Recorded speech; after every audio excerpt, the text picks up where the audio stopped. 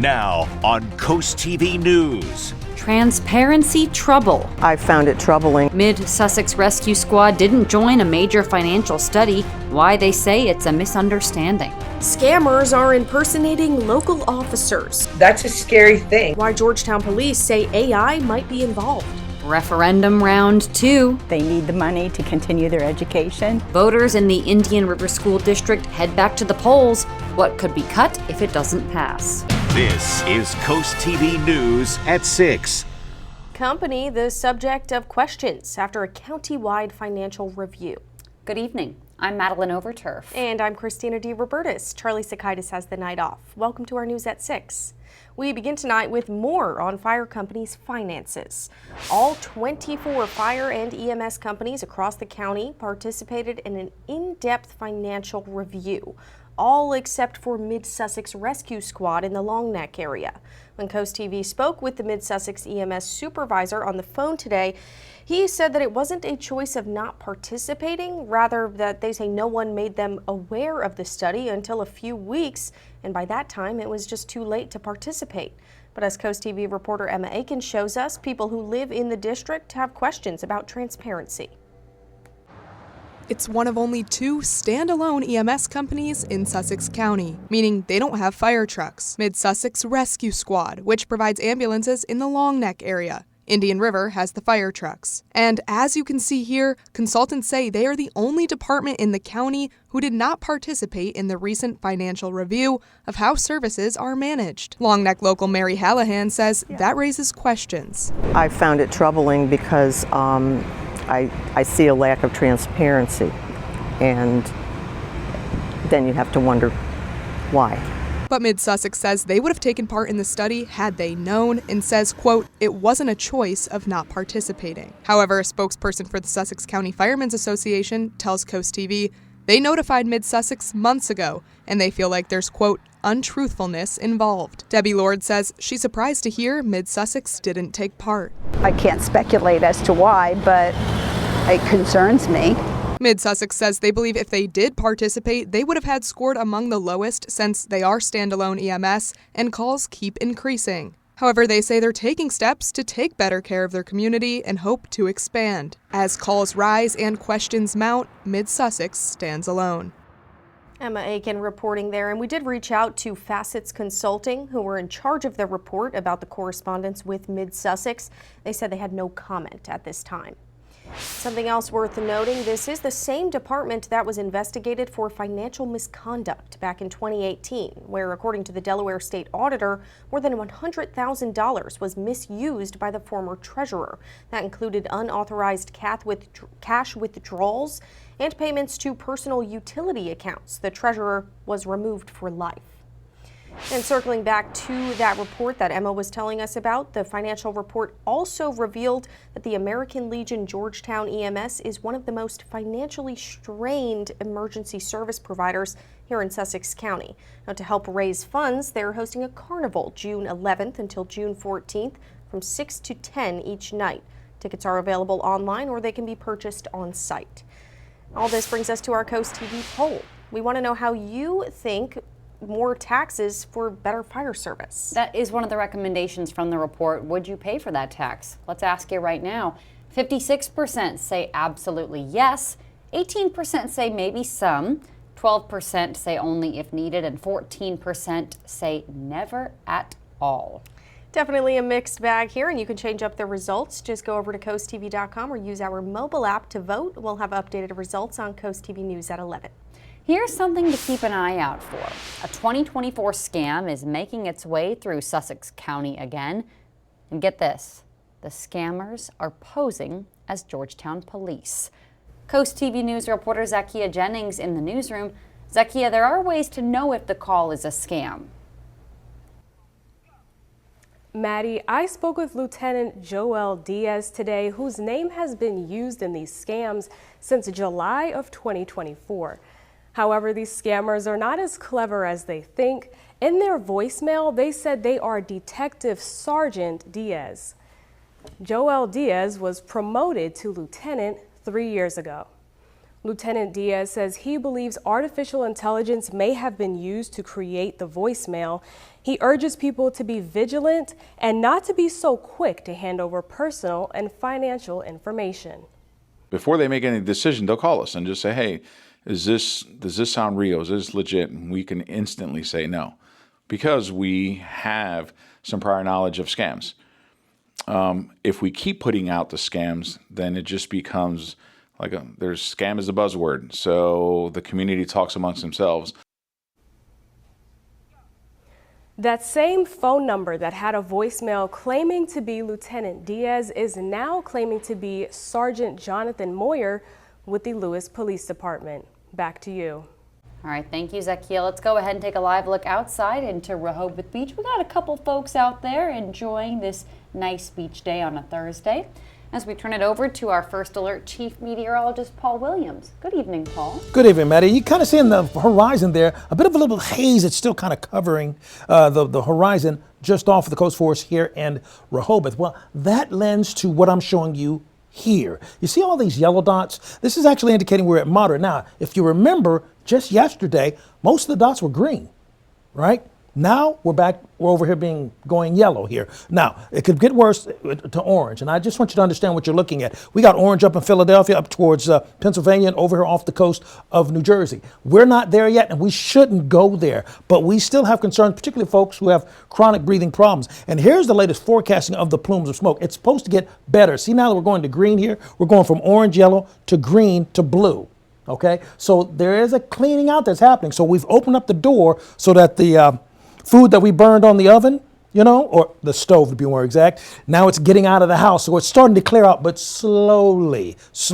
And good news is, where we had a proximity of concern for bad air quality index near Philadelphia and most northern parts of the state, we are now clear. So there's a bit of good news there. But you know what? The same clear skies may set us up for another concern, Christina. I'll talk about that in our next weather segment. Till then, back to you. All right, thanks, Paul. Well, the Indian River School District continues to seek $22.5 million in additional funding. They say it's to cover operating costs and maintain competitive salary packages. The district says since fiscal year 2023, they've faced annual budget deficits from about $4 million to more than $7 million. Now, if the referendum today does not pass, the district says they will need to cut staffing and programs. Coast TV News reporter Ana Sofia Roman live in Georgetown. Ana Sofia, voters were split today. Christina, I visited 3 out of the 8 polling places today and opinions were very mixed. Some people said kids should continue having the best education possible, while others are just not willing to pay more money. The district says taxes will go up $22.40 a month or $268.88 per year for the average taxpayer. It's in the best interest of our students. I'm a substitute teacher for the Indian River School District, so I see every day what it takes to make our kids successful and to help them learn. I'm voting against because I think without getting more money, maybe the real issues will be resolved. If you haven't voted and are interested in doing so, you have until 8 p.m., but you must live in the district. The district expects to have results by 9 p.m. tonight.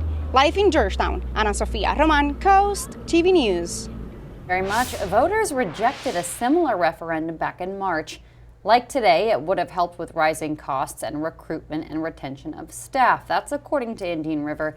That only lost by 675 votes, with just about 4,700 people voting in favor, 5,400 voting against. And Coast TV will be following this story all night as the polls close and results come in. We'll have the updates you need on our website, coasttv.com, and on Coast TV News at 11. Delaware Governor Matt Meyer is scheduled to attend gun violence prevention events tomorrow, June 6th. Governor Meyer will meet with legislators, police, and prevention advocates in Laurel and Seaford in the morning, and later in the afternoon, he'll travel to Rehoboth to join Moms Demand Action's Boardwalk Walk from 1 to 3.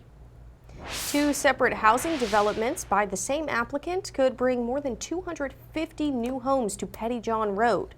The Sussex County Planning and Zoning Commission held public hearings for both projects.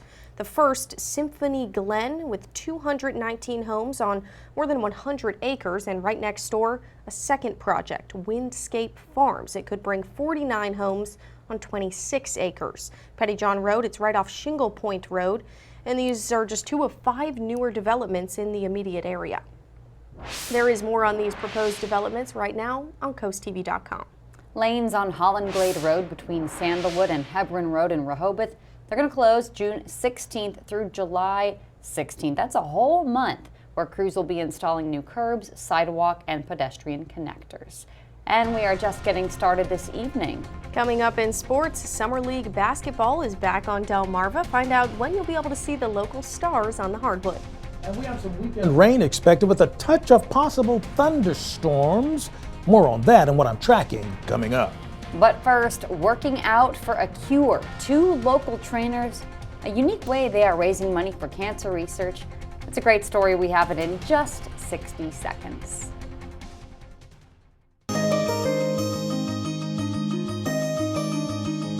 Cancer is a terrible disease. It impacts so many people, so many families, and it's why finding a cure is so important.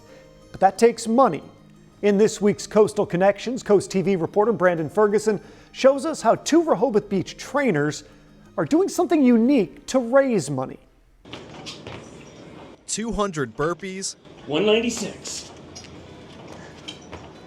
For 100 days for one cure for cancer. Everybody knows somebody who's been impacted in some way. That's what Adam Howard and Bruce Clayton are doing to raise money for the BB Tunnel Cancer Center, a place that Howard has a personal connection to. My father was treated there. My father-in-law was a radiation oncologist at BB through the Tunnel Cancer Center, and then also my mom had breast cancer. This is the 3rd year that these men are doing this fitness challenge. Last year, they raised over $6,000 for cancer research. According to the National Cancer Institute, Sussex County has over 1,600 new cancer cases a year. Trainer Bruce Clayton says these workouts are dedicated to each and every person diagnosed. I mean, this compared to what other people might be going through is a piece of cake. Adam Howard says there's no better combination than working out for a cause. Bruce and I are passionate about, and you know, raising funds for the community is great. The community's done so much for us, and we just want to give back. In all, Clayton and Howard will complete 20,000 burpees, and that feeling at the end makes it all worth it. When we bring a check over to the Tunnel Cancer Center, it makes us feel amazing, so those burpees aren't that bad.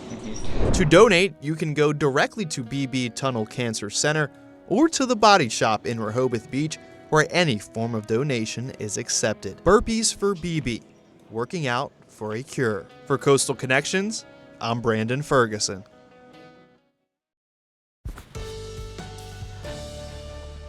So, the lady from the grocery store, I don't know, everybody loves coming up to me in the grocery store, and I don't mind.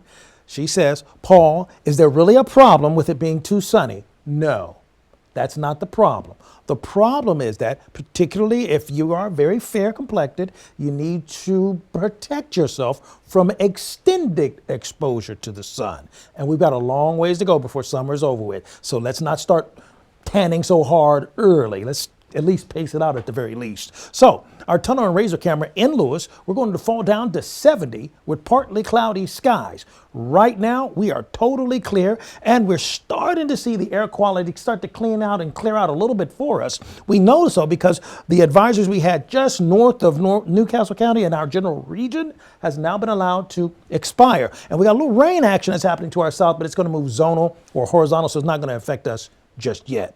Here's our expectations for Friday. Listen, we're going to have the winds pushing primarily out of the south, and we're going to warm to the low 80s. Nothing close to a record high or anything, but well above the 79. Oh, and speaking of 79, 79, the high in Ocean City, Wallops Island, Salisbury, and Cambridge, but 81 for the high, Georgetown. Now, remember when we were just referring to the long-term exposure to the sun? Well, we've been dealing with that for this entire week. Now it's Thursday, and we're looking for one more day, Friday, where we're going to be at a level of 9, which is in a very high category.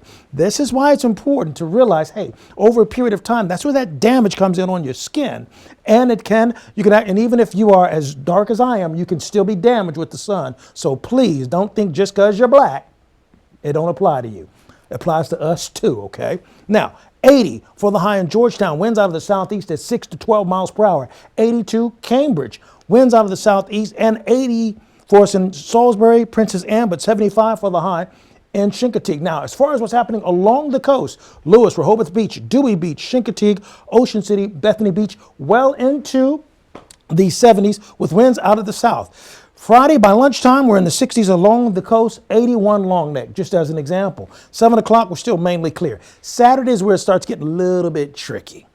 A few sprinkles in the morning time in Bethany Beach, and then widespread rain kicks in by 11:30, 12 o'clock. Basically, we're looking for lunchtime rain, and we're expecting the same lunchtime delivery for the rain for our inland areas. Now, this is a look at Friday, 80s in the afternoon. Here's Saturday, big change, cloud cover pulls through. And then we're looking for heavy downpours from Ellendale along Highway 16 and 13 where they crisscross, particularly around 11 o'clock. Get your umbrellas handy and see for now. We do need that moisture to continue to stay in our favor because we're about a ½ inch shy for our normal rainfall total for the month. However, for the year, we're about 3 inches beyond that, but we've been dealing with drought conditions, so that helps us out. Our muggy meter, we're going to stay a little bit on the muggy side for the next few days, and that opens the door for one of our new reports, which is our Skeeter meter, which is going to stay at a moderate to high level for the next few days based on the moisture content in the atmosphere. Finally, here's a look at your exclusive extended forecast. Thank you, Paul.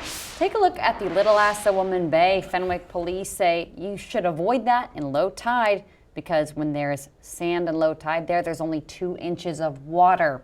Police say be aware of the sandbar near Lighthouse Cove, just north of the ditch and east of the main channel. Delmarva Sports Network from the Wawa Studios. The high school sports spring season may be over, but our local athletes are still putting in the work. Some of Delmarva's top talent on the hardwood will be in action all summer long.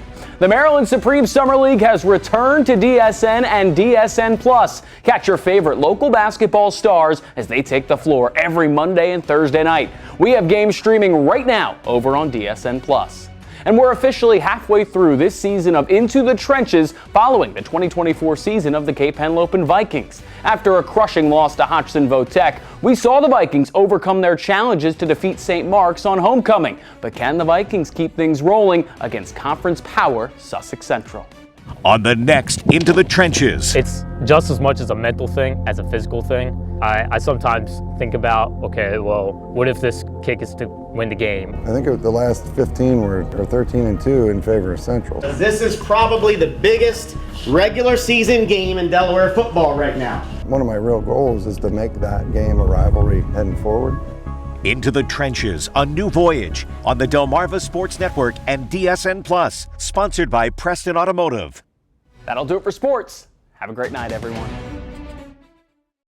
Good news, we got it for you right now. Just sign up for our Feel Good Friday newsletter, Paul. And I feel good about our umbrella giveaway winner. It's Linda Thrall of Rehoboth Beach. Congratulations, courtesy of Paul Davis Restoration Home Remodeling. Keep up with your forecast by calling our weather line. Your forecast is just a call away. Sponsored by the law offices of Bruckstead, Mandalis, and Federico. And here's a look at your exclusive 10-day forecast. 80 and no problems with rain for Friday, but Saturday and Sunday, a bit on the wet side, dry on Monday, another round of storms on Tuesday. Then we start rising to near 90 for next week. All right, Paul, thank you, and thanks for joining us here for Coast TV News at 6. For more news and local weather, you can download our Coast TV News app. The NBC Nightly News is up next. And we'll see you later tonight for Coast TV News at 11. Have a great evening.